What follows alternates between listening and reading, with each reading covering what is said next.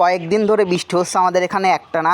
তো গতকাল সকালেও বৃষ্টি হয়েছে, কিন্তু আজকে মনে করেন যে গুড়ি গুড়ি বৃষ্টি হয়েছে, বেশি বৃষ্টি হয় নাই।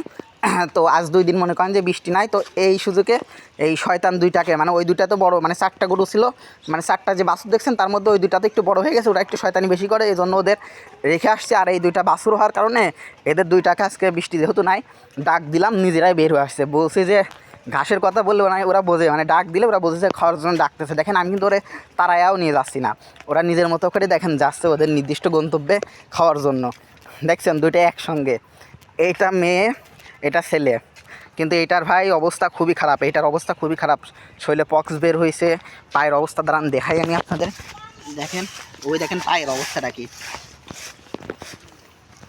এই যে বান্ধবী আমার, এডি বড় ভাই, এডি বান্ধবী, আর তুই সুধীর ভাই। যাস আলাদা, দেখছিস দুজন কত সুন্দরভাবে একসাথে যাচ্ছে।